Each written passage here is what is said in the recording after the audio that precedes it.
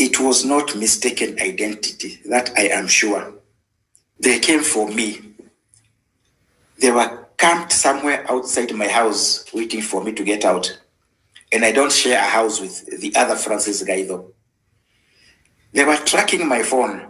I don't share a phone with that Francis Gaitho. They were following my car. I don't share a car with that Francis Gaitho. This government has gone full blast into extrajudicial executions, kidnappings, murder. We have a police force that needs to be investigated. And if the local justice mechanisms are not able or hamstrung, then it might be need to call for international institutions to investigate what this government is doing to its own people. What we're going through today, some of the younger people here may not recall the 1980s. Those are the days when there was a monster called the Special Branch. That was the Kenya Police Intelligence Department. The torture chambers of Nyayo House, the Macharia trials, the killings, the abductions, the extended torture, people being jailed on trumped-up charges. We used to live in fear that sometimes you're even afraid to think, because walls had ears. You couldn't go to a bar or to a restaurant or on the street or in the matatu and talk the day we talk today. The moment you say something which somebody in government doesn't like, you're inside. And before you know it, you've been forced to sign, tortured into signing some confession, and you are jailed for 6 or 7 or 10 years for all kinds of things. Mostly, it used to be sedition. And my fear now is that this government wants to take us back to those days. This government was elected on the promise that there will be no more extrajudicial killings. There will be no more politicization of the justice, law and order mechanism. What we're seeing now is the Kenya Police, specifically the Directorate of Criminal Investigations under Mohamed Amin, has been turned into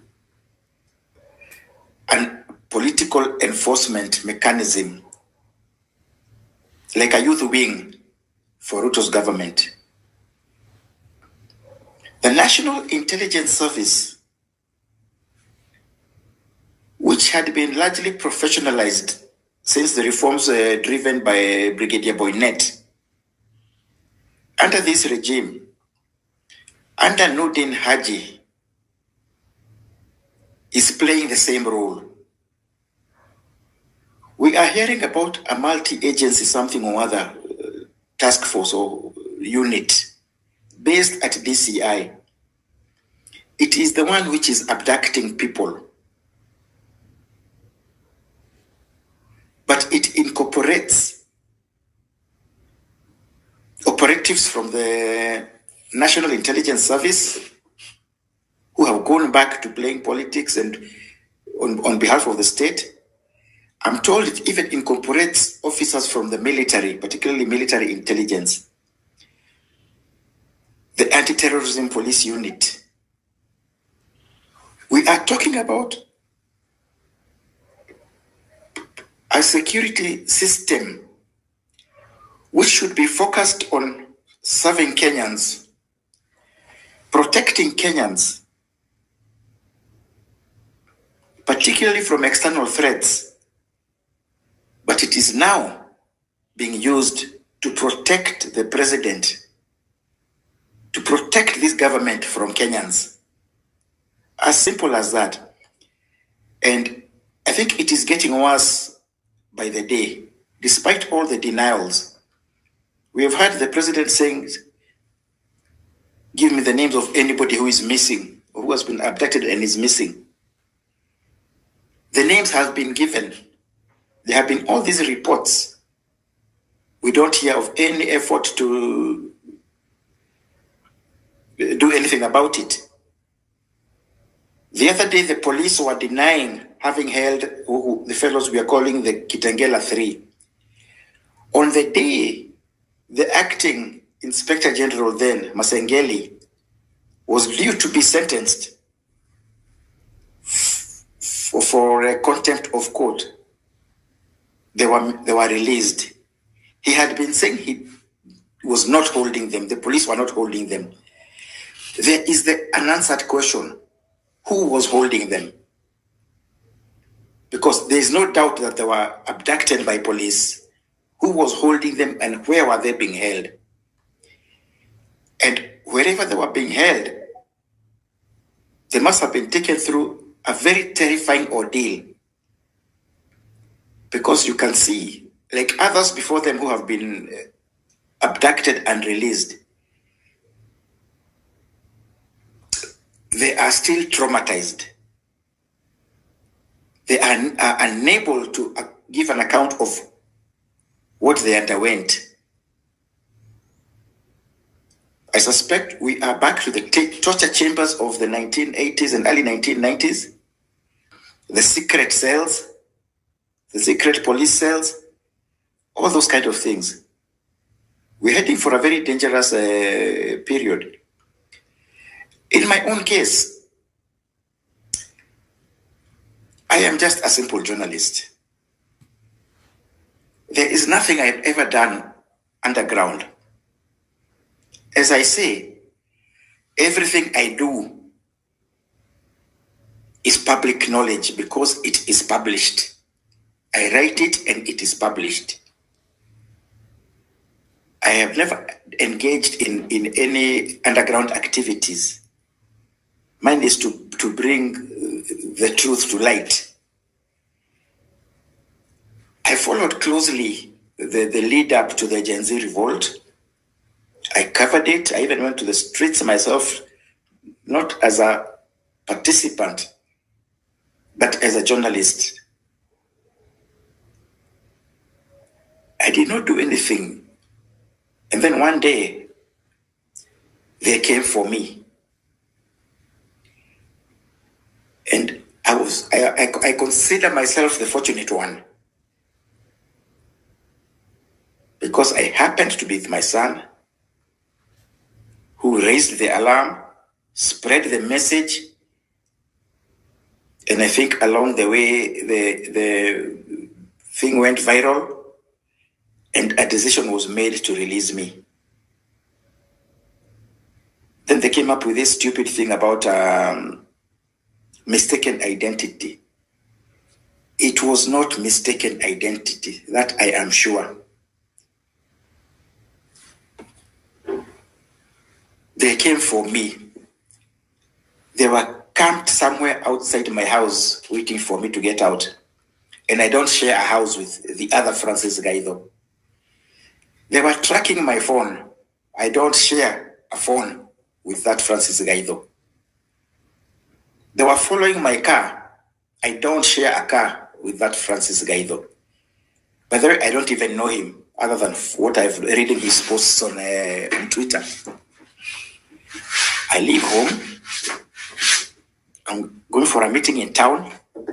I live in Gong. Just around halfway to Karen, a car cuts me off in the traffic. I didn't even think anything of it. I assume it is the normal way Kenyans misbehave on the roads. They overlap, as we call it, and then they have to cut in when there are oncoming cars. But then when the traffic started moving again, this car did not move. It remained blocking me. So I was still trying to figure out what's going on. And I was not driving. My son was driving. And it was just a coincidence, a very lucky coincidence that I happened to be with him. Because he had not gone anywhere that day. And he asked me for a ride to town, and I told him, okay, I'll give you a ride to town, you drive. As we were waiting for this car to move away and wondering what is going on, there's another car behind us. The first car was a Subaru. I didn't even think anything of it. The other one was a white Toyota Pro Box. Two men come out of that Pro Box, come straight to my car and yank open my door, the front passenger door where I was seated, and start trying to pull me out.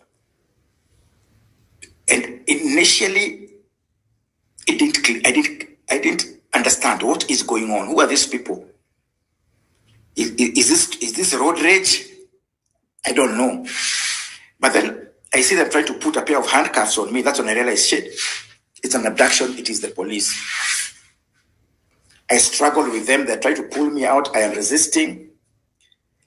And my son, a 19-year-old boy who just got his driving license in December,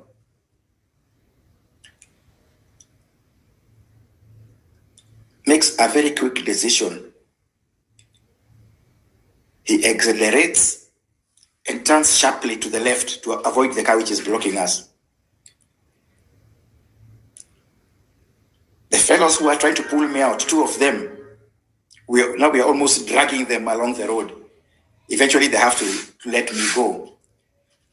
So we start speeding on the left side of the road, on the hard shoulder, with the Pro Box following us.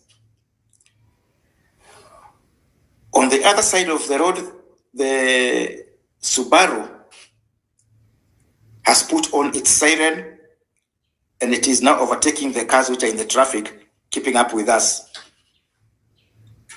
That's when I tell my son, these are police, they are out to abduct me. Sooner or later, they'll catch up with us. This is what you will do. I will not let them take me with my phone. I will leave you with my phone. As you start spreading word that I've been abducted, and where you can, take pictures and videos and share them on my WhatsApp groups. There's the family groups. There's the neighborhood groups. I'm in various media stakeholders groups, Editors Guild, the Media Stakeholders Forum, some PR, all kinds of groups. Family, work, professional, social. Just share that wherever you can. If you can get onto my WhatsApp, if you get onto my Twitter and any other social media platforms, do that also. My idea was that if we can get to Current Shopping Center outside Java, there will be many people. I will create a fracas. There will be many people observing, taking pictures, and there are CCTV cameras. That was the original idea. But as we approached the current roundabout, I saw the Subaru overtaking cars on the wrong side, going to cut us off at the roundabout. So I knew we will not make it to the shopping center. So I told my son, the police station is just ahead of the roundabout. I told him, drive into the police station. I gave him my phone. I told him, look, I'm going to get out. You lock yourself in the car and start taking videos. So as soon as the car stopped, I got out. I told him to lock. The Pro Box was right behind me. Some 3-4 guys came out. They started trying to force me inside, and I was resisting. So there was a bit of time for my son now to start taking the videos. The uniformed cops who were there were asking what is going on. They're being told to shut up. Some are trying to help the abductors. Others are trying to demand to know what's going on, but they were clearly intimidated by those fellows who are not in uniform, who are not showing their IDs. Eventually, they forced me into the pro box and started driving away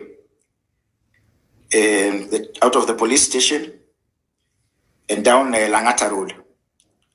And the first thing they ask me is, where's your phone? Give us your phone. I tell them I don't have a phone. I don't carry a phone. They search my pockets, even my socks, everywhere. They pat me down. I don't have a phone. Oh, by that time they have handcuffed me. I don't have a phone. So one of them makes a phone call to some guys apparently they had left behind at the police station, the guys in the Subaru, and tell them he doesn't have his phone with him. It must be with the boy. And I remember what he said. Get it from him, na msimbembeleze. What does that mean? Don't be soft on him. Be rough on him. And the first thing I think you would do, what have I got my son into? Then they ask me now, where are our handcuffs? I told you they had tried to put some handcuffs on me. Fortunately, they had not yet managed to lock. So I think I was getting out of the car. I don't know, at some point, they dropped in the car. I told them I don't have them. I don't know where they are. They start slapping me around, asking me, why are you resisting arrest? I told them I am not resisting arrest. I am resisting criminals and thugs. They say, but can't you say we are police? I told them I can't. Show me your IDs. You are, as far as I know, you are thugs. You're not policemen. If you're policemen, you would have IDs. You should show me your IDs and your service numbers. They tell me a very stupid thing, which I actually burst out laughing. They tell me, can't you see we have guns? And we had a Subaru. You know, they've made a Subaru the hallmark of a official police car. And my son-in-law drives a Subaru. I know so many other people who drive Subarus, and you know, it's just crazy. As for guns, I tell them even all the thugs I know carry guns. So the fact that you have guns doesn't mean is a police ID. Anyway, we keep on going.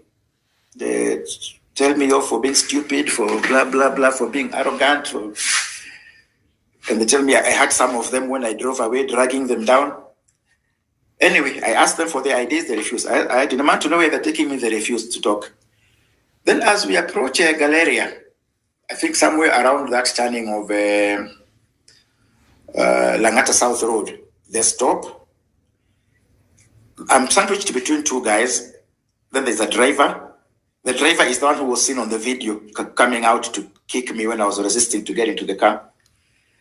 And the guy in front. The guy in front gets out. He's talking on his phone. He talks for a while. Then comes back and tells the guys to turn around, but they still don't tell me where they are going. And we end up back at current police station. First, we park outside the police station, opposite, next to the Shell petrol station.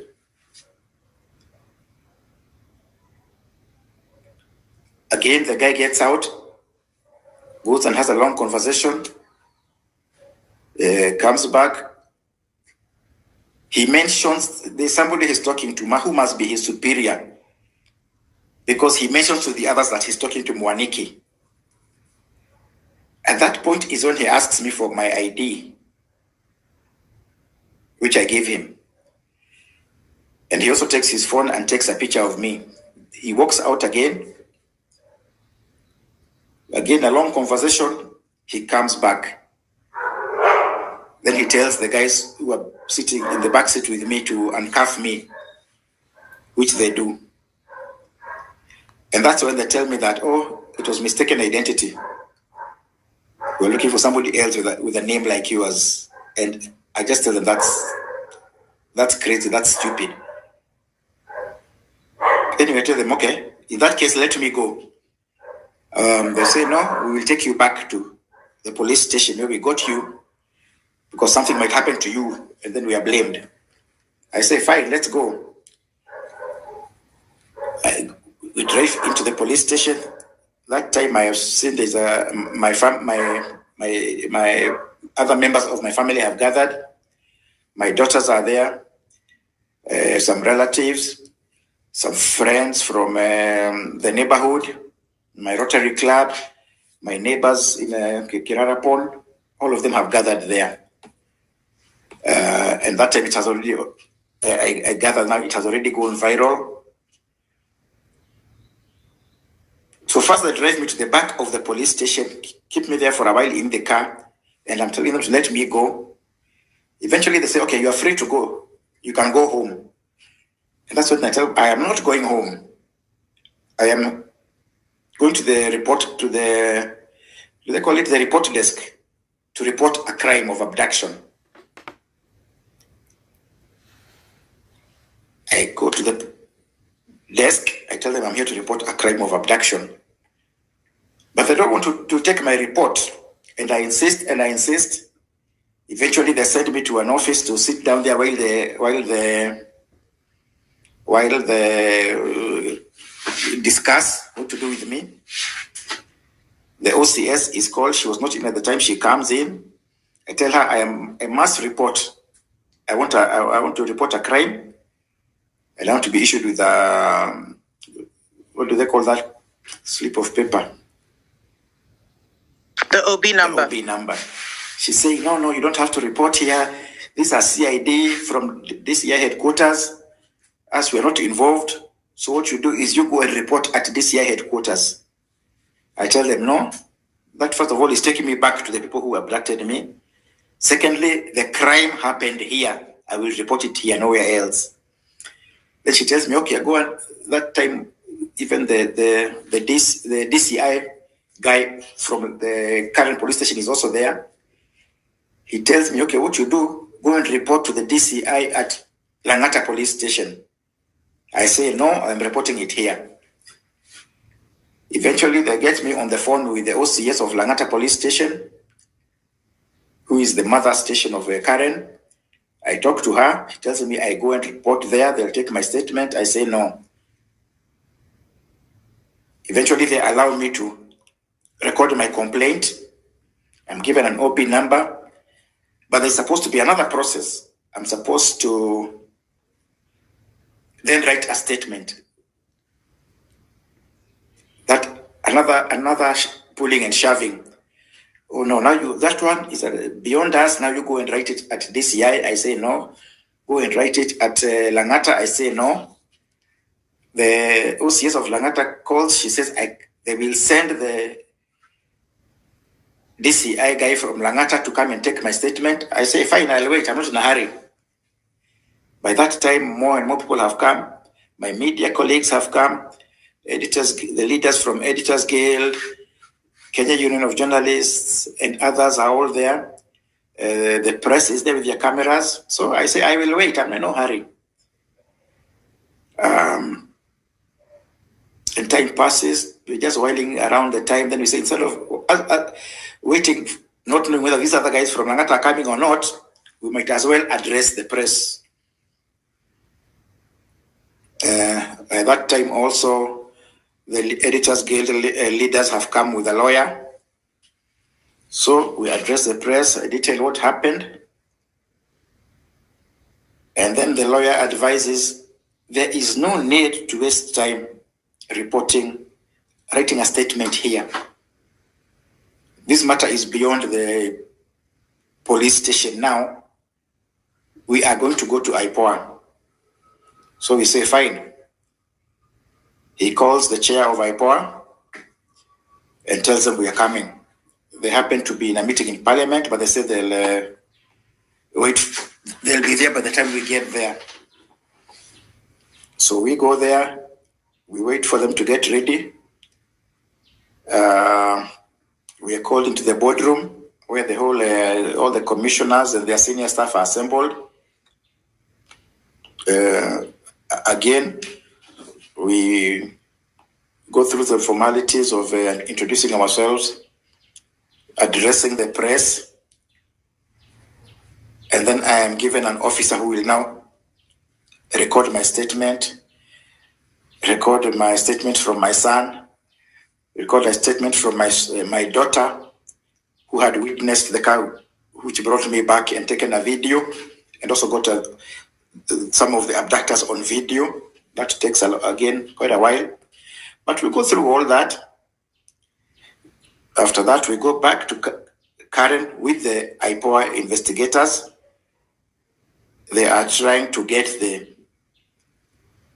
policemen from Karen who witnessed or participated in what happened. But we find that everybody has made himself scarce. Even the OCS has disappeared.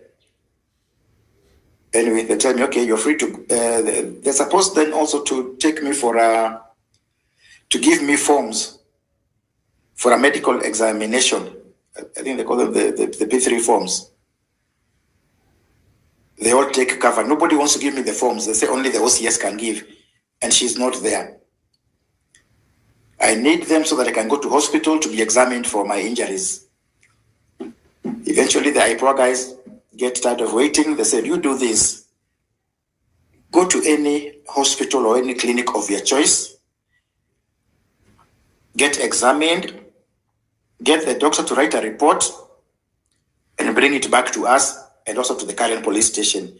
The IPOA, the P3 form can follow later, which is what we do. That was on July 17th. Today is September 25th. The last time I checked, which was about 10 days ago, the IPOA investigators had not managed to take statements from either the officers at current police station or the officers at DCI headquarters who were in charge of that abduction. The senior officers at DCI had not given the names of whoever it is they had assigned on that mission. The director of DCI, Mohammed Amin, had, by apologizing and saying that it is a mistaken identity, confirmed that it was his men who had abducted me.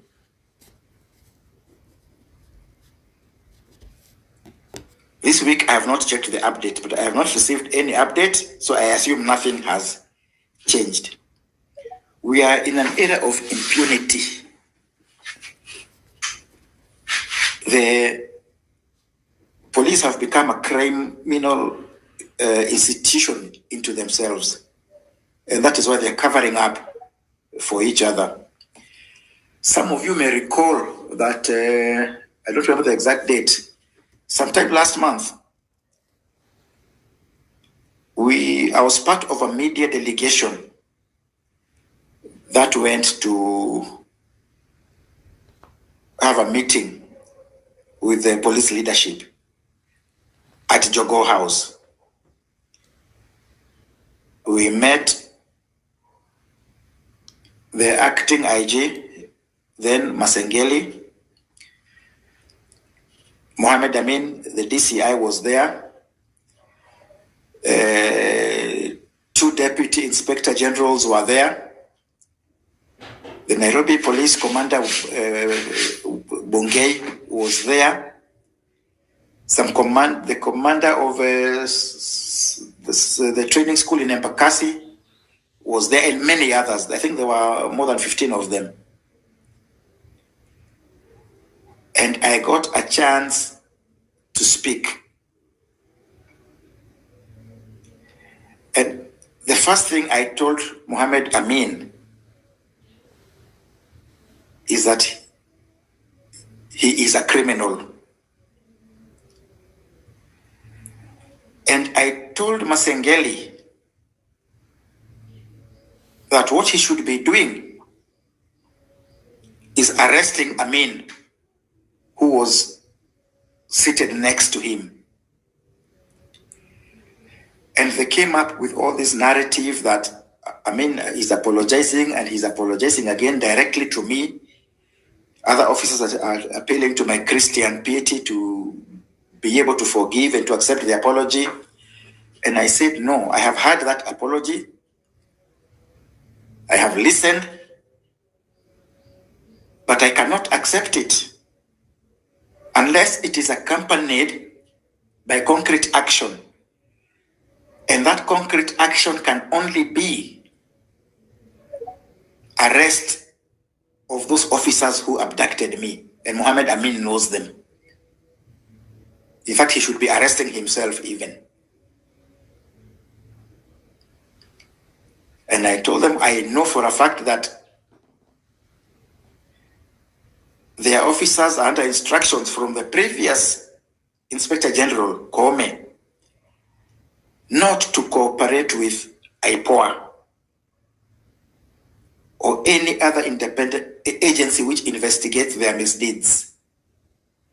The police have an internal affairs unit which is virtually castrated. It does nothing.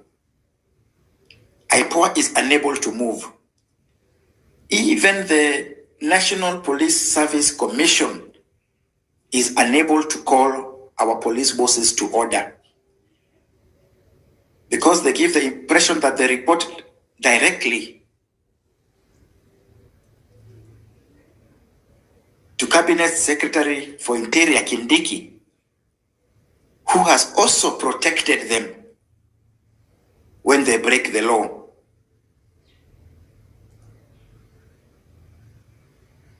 And I think Kindiki does not act for himself. He is part of a political system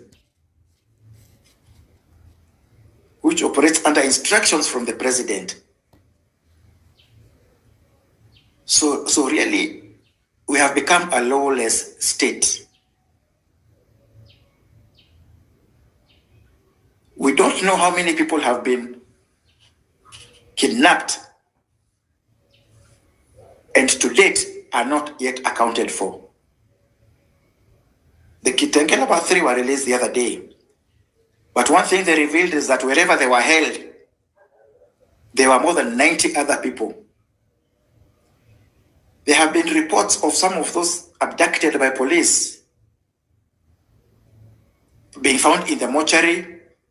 There's one who was found in a quarry somewhere in Juja, and others are simply missing, and maybe right now can be presumed dead. What does that tell us? That this government has gone full blast into extrajudicial executions, kidnappings, murder. We have a police force that needs to be investigated. And if the local justice mechanisms are not able or hamstrung, then it might be need to call for international institutions to investigate what this government is doing to its own people. I think that is all I would say for now. But I am not cowed. I will not bow down. If anything, I came out of this ordeal stronger and more determined to pursue justice. And it's not justice for myself. And that is one of the things I told the police bosses at Jogo House. It is justice for all the other people who have been victims of police brutality, of killer squads, of a lawless police force. Thank you very much for now.